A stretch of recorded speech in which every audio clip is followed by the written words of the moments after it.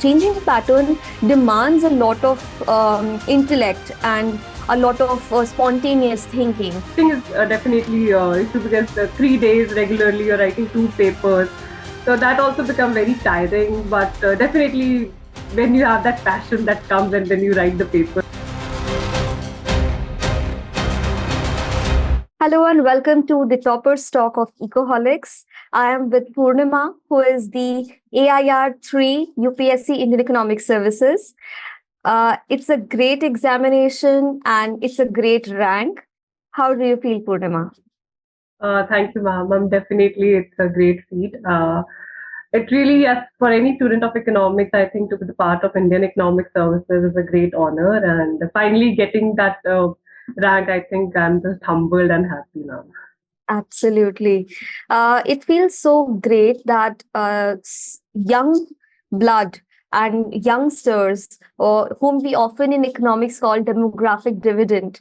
So I feel so delighted to see that people like you are going into the field of economics from a very young age with a very clear goal of policy making.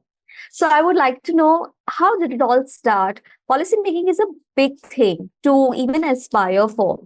So how did it start from, the beginning of your formal education? Like, were you taking anything extra in your school studies, or were there your mentors who told you about this examination? Yes, ma'am. It was during my 12th class. I had humanities and economics was one of the subjects.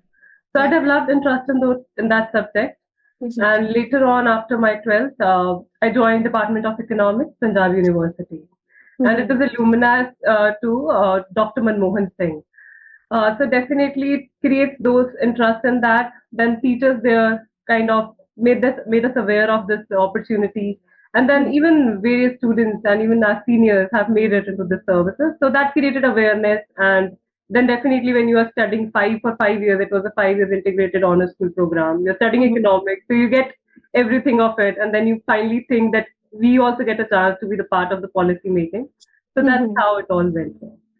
So, does like a I would just out of curiosity, like, does a 5-year integrated course in economics do much better than like a separate graduation and post-graduation degree, especially for like students who want to go for a certain career opportunity in this field?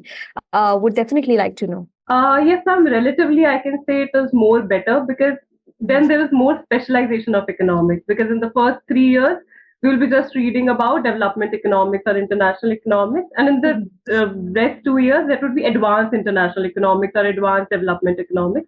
So you definitely get a more, speciality in the subject. So if economics is one of your focus, then I feel one should look for first preference should be these for integrated courses. And nevertheless, other courses also have their own benefits. Absolutely. So, while you were in your integrated course for economics, there are different papers that you study within economics spectrum. So, how did policy making come at the forefront, and how did you see that, okay, these are the subjects that if I go for or are of my liking, then I would be, going for this career opportunity? Yes, ma'am. We also had a public policy as a subject in our course. And then my interest was more inclined toward development economics and international economics. And definitely when you read papers or other theses, then you get a role of that at how policy making is quite integrated to it. So that's how that really inclined my interest towards public policy making. Right. UPSC is a big examination, like I said earlier also, and anything under the spectrum of UPSC definitely has its own challenges. Indian Economic Services is also one great example of it, because it has a mains paper wherein you go all in, and then of course, if you're shortlisted, then the interview, and then the finalist comes out. So the preparation is very rigorous or demands a lot of things of you. So how did you train yourself into studying for these different papers, 6 papers of IES examination, and what were your challenges that you faced? But my major challenge was paper one. I was not very, very good in econometrics and statistics, and then there will be so much of numericals in it. So Yeah. it's a very scoring subject, but it requires a lot of practice of all those numericals. So that was a major challenge for me, and I worked upon that. I also found here a comparative advantage that I better focus on microeconomics here. Better, I can score better here. So Huh. that's why you kind of manages things, and writing is definitely issue because 3 days regularly you're writing 2 papers, so that also become very tiring. But definitely, when you have that passion that comes and then you write the paper with whole passion, then it works out. Right. But I think Purnima, initially there's a lot of energy. I mean, when you Hmm. begin the paper, there's a lot of energy. But many a times students struggle in finishing the paper, and most of the times they say that I couldn't complete the paper because I was so tired and I was my hands were shaking, and I could not complete because it was lengthy paper. And if we see the past trend of UPSC Economic Service exam, the questions are more practical in nature now. They are the changing pattern demands a lot of intellect and a lot of spontaneous thinking on how you need to make a strategy so that you can finish the paper in time, also do almost all the questions properly. So how did you plan for these different papers? True, ma'am. It really requires your spontaneity there, because there is also an option of making choices. So it's very important you make the right choices. So I Hmm. think the first 5 minutes one should really devote in making the right choices and reading the questions very properly, because they have various subparts. Mhm. So I think the right choice firstly will help you, because just give your 5 minutes and just select the questions where you can write very well, and that choice should be there. Secondly, I feel one should really practice beforehand. One could join test series, or if not, could work upon the previous year questions and write them in an exam mode, like 3 hours. And to even get more of it, write 2 papers in a day, like full Mhm. exam mode. So that will even pump you up, and you will be in a more exam mode. And just also choose the right pens, because even we have to draw the diagrams and also label them, and the same Correct. sheets, that how you'll manage, because there's also a sheet space that number of sheets is assigned, so you have to write in those sheets only. So you have to Huh. be very careful about what you write, and your diagrams, your figures, everything that also has to be very perfect and according to the space. Correct. So I think Purnima, if we look at it objectively, there's a lot of planning also that goes behind. Apart from the preparation that one would do for these different papers, there's a lot of planning and strategizing that how you're going to execute it, how you're going to implement it. So I would like to know what was the last week just before your examination for you like, and what were the things that were going in your mind, and how did you execute or plan to execute them? Ma'am, last week I focused on revisions. The basic thing was that I able to learn some introductions, like if there's any theory. So I used to sure that I write the right specify them in very right words, and write, not expanding that. And Mhm. then also I made a separate notebook of like the diagrams that really help you, because in the last time you can just flip on those pages and revise those diagrams. So the last week I Mhm. didn't write much. It was more of revision and revision. So that was Correct. I did now.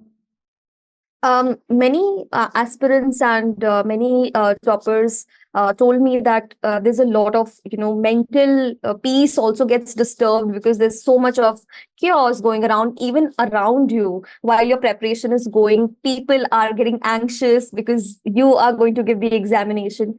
So how did you manage it? Did you do some exercise or meditation or something like that? Yes, I had joined gym. I have my Zumba classes, and I also have yoga classes there. So that's Mhm. something I do for my physical health, and that also adds to the mental health. And Yeah. talking about social, I think I was totally isolated. I was not on any social media thing, so that also Mhm. reduces pressure. And not, I think very few people actually knew that I was giving this examination, and so there also I was cut off. So I didn't have Yeah. much of societal pressure or family pressure, so it was very few people who knew I was already giving this exam. Yeah. So this is how I cope up with these things. That's fantastic planning, because somewhere down the line you need to create your own space so that you can perform well. I would also like to know, Purnima, after your examination, now you are uh, AIR 3, meaning that both examination or written paper as well as interview, in both you have excelled in one or the other manner. So I would like to know about the interview as well. How did you prepare for the interview after you're shortlisted? There is a certain amount of time that is given for your preparation. This time it was quite a lot of time, and much of the time was around anticipating when happen. So, how did you prepare yourself for that? Yes, ma'am. Exams happens in June, and by August you have your results. Hmm. And then the interviews are in December. So you cut off with the static part, the basics. So I think it's very important to revise that because they ask you very specific things. They ask me like water diamond paradox. They'll Hmm. ask you about fiscal deficit. They'll ask you the very correct definition, what it means, because they expect you're a student of economics. You can just answer in a layman language. So it Right. requires you just again open your old books and revise that. And to that, you definitely had to add the current affairs, what is happening in Indian economy and also in the world economy. And then Hmm. also whatever you mention in your DAP should be well prepared. Hmm. So it becomes quite hectic because you don't know what can be asked. But of course, you can hedge your risk by working upon these areas so that you can score well. And your score well, I think you should be more confident because if you have practice it well, then you will be confident and then you will be able to speak better and express yourself better. Correct. Absolutely. This, I think you said it correctly, that the preparation doesn't end soon after you give your written examination. The preparation still goes on. And someone who does the mistake of, taking like a gap would just break the link of the momentum that you're already in.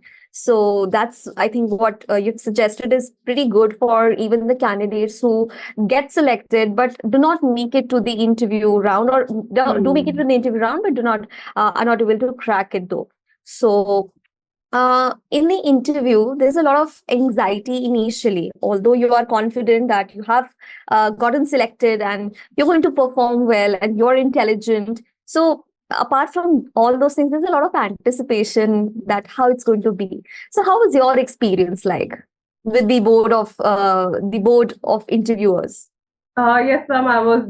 It was mine was in afternoon and I was the last candidate. So it was a long time waiting in the waiting hall. So I Huh. was reading newspapers and having coffee there because they provide you certain things to eat. So I was doing that. So it was a very late because they called around 4:30 or around 5. They will call you if you're the last candidate. And it was R.N. Chaubey sir's board and sir, and then there were other three members, total four members board. Right. So definitely the room was very big. So the aura becomes very big. So how much confident you are, you definitely get nervous. But once the questions start, you become quite adapted to it, and the people and the members there are also very cordial. They kind of motivate you, and they know that you are also nervous. So that really Correct. helps to tame your nerves now. So, your reporting time was probably morning only, right? Oh 9 no, a.m. ma'am, it was afternoon one. Acha, 1. One. But still, from 1 o'clock to 4:35, So you have to it wait. it was quite a long time. And of course, even before you reach, there's something that's already going in your mind. So was there like a time where you thought that, okay, I should talk to this to the candidates who are just come out of the interview room? Should I discuss it with them, or what was going around while waiting in that hall? Ma'am, the candidates who come out, they're not allowed to come back into the waiting hall. They're just Mhm. made to go. They just exit from the another room. So there is Acha. no interaction that you cannot ask Okay. questions that you can say what happened in here. So that the interaction is Huh. totally absent. Huh. But when I was waiting, of course, I was talking to the other aspirants who were sitting there with me. And Mhm. then there is staff there. You can just have some chit chat with them. Then there's washroom, or then you can just close your eyes or meditate or sing your songs, Yeah. whatever makes you feel good. So this some things I did because I had to wait for a long time. So that's what. Right, right. And it does happen that the waiting time sometimes drains you or exhausts you. So uh, you had come very fresh Hmm.